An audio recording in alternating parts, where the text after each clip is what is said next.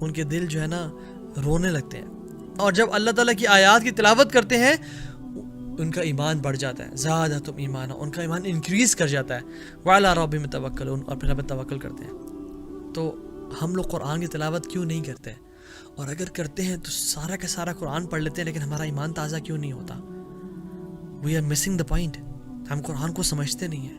سلف صالحین رحمہ اللہ کہا کرتے تھے کہ جب ہمارا دل چاہتا ہے کہ ہم اللہ تعالیٰ سے باتیں کریں، ہم نماز پڑھنا شروع کر دیتے ہیں، اور ہم جب ہمارا دل چاہتا ہے اللہ تعالیٰ ہم سے باتیں کرے اور مجھے میری لائف کے بارے میں بتائے اور گائیڈ کرے، تو ہم قرآن پڑھنا شروع کر دیتے ہیں۔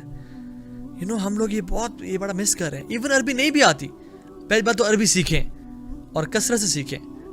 ایک شیخ سے پوچھا گیا، شیخ صحابہ کا تعلق قرآن سے کیسا تھا؟ تو شیخ نے بڑا سادہ سا جواب دیا اور بڑا ریلیٹیبل جواب دیا، کہا کہ جس طرح آپ کا تعلق واٹس ایپ سے ہے، جس کا آپ کا تعلق واٹس ایپ سے ہے یا انسٹاگرام سے ہے، کچھ کا ٹویٹر سے ہے، کچھ کا فیس بک سے ہے۔ جتنا آپ اوپن واٹس ایپ کرتے ہیں فریکوینٹلی، جتنا آپ فریکوینٹلی اپنا ٹویٹر یا واٹس ایپ یا انسٹاگرام اوپن کرتے ہیں، اتنا فریکوینٹلی صحابہ قرآن اوپن کیا کرتے تھے۔ اور کتنی شرم کی بات ہے کہ واٹس ایپ فیس بک کے ساتھ ہی قرآن کی اپلیکیشن ہوتی ہے، مہینے گزر جاتے ہیں، ہم اس کو کلک نہیں کرتے اور ہم ان کو کلک کرتے ہیں۔ قرآن شکایت کرے قیامت کے دن ہماری، حالانکہ فرمایا خیرکم من تعلم القرآن وعلمہ، تمہیں سے بہترین وہ ہے جو سیکھے اور سکھائے۔ اور آپ کو پتہ ہے جو قرآن کو اپنا حصہ بناتے ہیں لائف کا اور کو سمجھتے ہیں، وہ اتنا اللہ سے ڈیپ کنیکشن اور کلوز فیل کرتے ہیں۔ اللہ تعالیٰ نے ان کو اپنی فیملی کہا ہے، اللہ جل وعلا نے ان کو اپنی فیملی قرار دی ہے۔ اللہ کی فرمایا ان اللہ اہلین من الناس، اللہ تعالیٰ کی کچھ فیملیز ہیں لوگوں میں سے۔ قالوا یا رسول اللہ من ہم، کون ہیں وہ لوگ یا رسول اللہ؟ انہوں نے کہا ہم اہل القرآن و خاصہ، اہل القرآن اہل اللہ و خاصہ، کہ جو اہل القرآن ہے یہ اہل اللہ ہیں، یہ اللہ تعالیٰ کے فیملی والے ہیں۔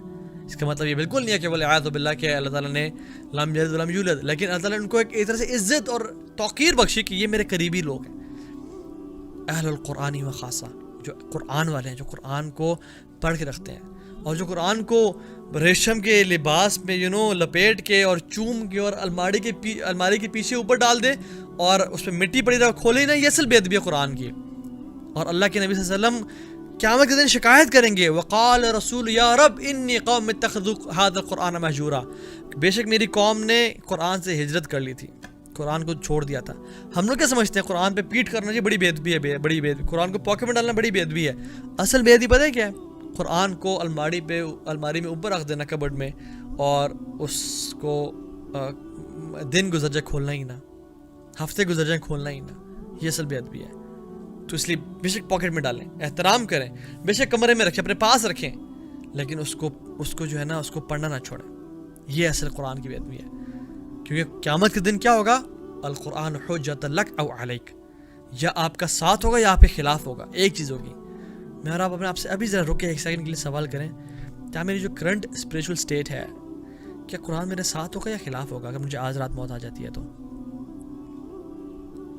اللہ مستعان، کیونکہ یہ قرآن ہے، واللہ ہم نے اس کو چھوڑا ہم ذلیل و خوار ہو گئے۔ ان اللہ یرفع بہذا الکتاب اقواما ویضع بہ آخرین، اللہ تعالیٰ اس کتاب کے ذریعے قوموں کو اٹھاتے ہیں اور اس کتاب کے ذریعے قوموں کو گراتے ہیں۔ صحیح مسلم کی روایت ہے۔ تو قرآن کو اپنا ساتھی بنائیں، اس کو ٹائم دیں، اس کو اردو میں ٹرانسلیشن ساتھ پڑھیں، آپ یقین جانیں you will feel amazed, you will feel out of this world, آپ کا ایمان ایسے بوسٹ اسٹیرائڈ پہ آ جائے گا انشاءاللہ تعالیٰ۔ Fifth point is choose your friends wisely, اپنے اچھے دوست چوز کریں، ڈونٹ بی فرام دوست جو کہ ویک ہوں، اور برے دوستوں میں آپ ایک کول ایسوسیشن رکھنے کے لیے برے دوستوں میں رہیں اور اپنے دین کو برباد کر دیں۔ عقبہ بن ابی معیط، یہ ایک شخص تھا جو کہ کافر تھا، اس نے اللہ کے نبی صلی اللہ علیہ وسلم کو کھانے کی دعوت دی، تو رسول صلی اللہ علیہ وسلم کے صحابہ نے کہا کہ اللہ کے نبی صلی اللہ علیہ وسلم صرف اس کے پاس جاتے ہیں جو کہ کلمہ گو ہو، مطلب اس کے پاس آئیں گے، اگر تم کلمہ پڑھ لیتے ہو پھر تمہاری دعوت قبول کریں گے۔ ویسے تو اللہ کے نبی صلی اللہ علیہ وسلم نے یہودیوں کی بھی دعوت قبول کی، لیکن سنس شروع کے ٹائم کی بات ہے تو صحابہ نے کہا کہ تم کلمہ پڑھ لیتے ہو ایز اداوا، کہ شاید اسی وجہ سے کلمہ پڑھ لے اور اسلام میں قریب آ جائے، تو نے کہا اللہ کے نبی تمہارے گھر آ جائیں گے صلی اللہ علیہ وسلم۔ تو وہ جب رسول اللہ صلی اللہ علیہ وسلم آ گئے تو انہوں نے پوچھا تم کیا کلمہ پڑھتے ہو؟ انہوں نے کہا اشہد اللہ الہ الا اللہ واشہد ان محمد رسول اللہ۔ وہ بڑے خوش ہوئے، انہوں نے کھانا کھا لیا اور چلے گئے۔ تو اس کا ایک بہت برا دوست تھا امیہ بن خلف، وہ بھی کافر تھا، تو اس نے کہا کہ میں نے سنا کہ تمہیں کلمہ پڑھ لیا اور تم والعیاذ محمد صلی اللہ علیہ وسلم کے ساتھی ہو گئے ہو. تو اس نے کہا نہیں میں نے ان کو ایسے راضی کرنے کے لیے پڑھا تھا, ان کو کرڈسی کی طرف سے کہیں وہ میرے گھر آئیں اور وہ واپس مڑ کے نہ چلے جائیں. تو اس نے کہا نہیں, ہم نہیں مانیں گے, ہم تمہیں اپنی کمپنی میں نہیں رکھیں گے. اگر تم ہماری کمپنی میں رہنا چاہتے ہو تو ایک برا فعل اس نے بتایا اور کہا کہ جا کے رسول اللہ صلی اللہ علیہ وسلم کے چہرے مبارک پہ اس نے کہا کہ تم جا کے اسپٹ کرو, استغفر اللہ. اسے تو رسول اللہ نہیں کہا, اس نے کہا محمد کے چہرے پہ جا کے تم ایسا کام کرو. تو since he wanted to be in that company and that cool association, وہ ڈرپوک تھا, تو اس نے استغفر اللہ سے ہی کام کیا. تب انہوں نے اس کو اپنا ساتھی بنایا. اور پھر جبریل امین قرآن لے کے نازل اور کہا یقول یا لیتنی اتخذت مع الرسول سبیلا. یہ شخص امیہ بن خلف کیا کہے گا قیامت کے دن, یا لیتنی اتخذت مع الرسول سبیلا, کاش میں اللہ کے رسول کے راستے پہ چل پڑتا, اسلام قبول کر لیتا اور میں اللہ کے رسول کے ساتھی ہوتا. یا ویلتا لیتنی لم اتخذ فلان خلیلا, کاش میں اس فلاں کو دوست نہ بناتا, کاش میں اس کو اپنا دوست نہ بناتا. یہ امیہ بن خلف کے بارے میں کہے گا. اور ہمارے شیخ فرماتے ہیں کہ there will be billions of عقبہ بن ابی معیط saying this to billions and billions of امیہ بن خلف. آپ دیکھیں کہیں آپ تو ایسا نہیں کر رہے کہ اپنے برے دوستوں کی وجہ سے پارٹیز میں تو نہیں جا رہے, ڈرگز میں تو نہیں جا رہے, لڑکیوں میں تو نہیں پڑھ رہے, جھوٹ تو نہیں بولتے, یا زبان کا برا استعمال تو نہیں کر رہے. کیوں قیامت کے دن الاخلاء یومئذ بعضهم لبعض عدو الا المتقین, قریبی دوست الاخلاء یومئذ بعضهم لبعض عدو الا المتقین, یہ آپس میں قریبی دوست دشمن ہوں گے, شدید دشمن, الا المتقین, ایکسپٹ وہ لوگ جو نیک اور تقوی کی بنا پہ جن کی دوستی تھی. So choose your friends. If you don't have any friends, go and sleep. Wallahi this will be ibadah for you. Wallahi this will be ibadat for you. If you avoid bad company, if you avoid sins and go and sleep, یہ آپ کے لیے اجر ہوگا. اصحاب کہف نے کیا کیا تھا, شرک سے بچ کے آگے سو گئے. اللہ نے قرآن میں ان کا ذکر کیا. تو جو شخص گناہوں سے ہجرت کر کے سو بھی جائے نا, اس کو سونا بھی واللہ عبادت ہے. تو قیامت کے دن ہے ایسے لوگ کیا کہہ رہے ہوں گے, ربما یود الذین کفروا لو کانوا مسلمین.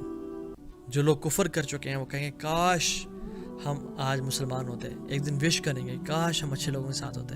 کیونکہ المرء علی دین خلیلی فلینظر احدکم من یخالل. اللہ کے نبی نے فرمایا کہ ہر بندہ, ہر شخص اپنے دوست کے دین پہ ہوتا ہے. فلینظر احدکم من یخالل, تو ہر بندے کو دیکھنا چاہیے کہ اس کا دوست کون ہے, اس کا کمپینین کون ہے, اس کا فرینڈ کون ہے. صحابہ نے پوچھا رسول اللہ صلی اللہ علیہ وسلم سب سے بہترین کمپنی کون ہے, سب سے اچھے لوگ کون ہیں جن کے ساتھ میں رہا کریں.